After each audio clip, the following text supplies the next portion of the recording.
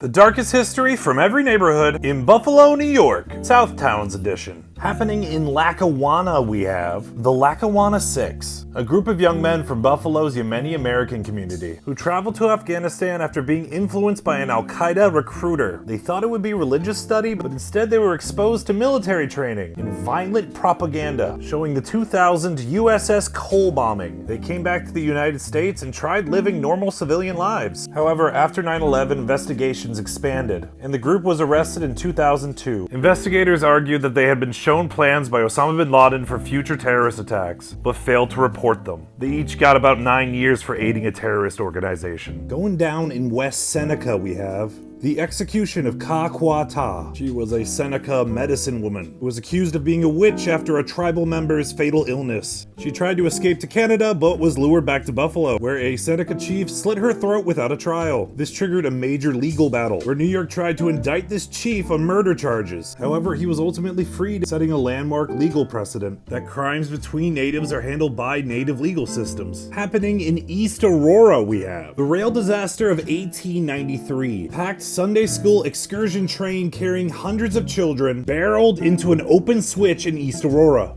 and plunged headfirst into a turntable pit. Passenger cars telescoped into each other, becoming a massive tangled mess. Steam whistles screeched from the locomotives as women climbed inside, searching desperately for their children. An 8-year-old boy was pinned beneath a stove for 45 minutes. Luckily, miraculously, none of the children lost their lives. Happening in Orchard Park, we have the building of the original Highmark Stadium. The original design was going to encroach on the Sheldon family cemetery, a small cemetery for a modest farmer's family. They would end up changing the design so the cemetery still exists intact outside of Gate 7. But to avoid that cemetery, they had to build on top of 4 Native American burial grounds, exhuming and disturbing many Seneca graves. Finally, going down in Hamburg, we have the Nike Missile Defense System. During the Cold War, counter missiles were stored underneath the neighborhood, turning Hamburg into a possible target for Soviet attack. They were one of several sites forming a ring around Buffalo, securing one of America's most important manufacturing regions. Military chemicals used in this site would later leak into the environment, likely causing upticks in cancer around the area.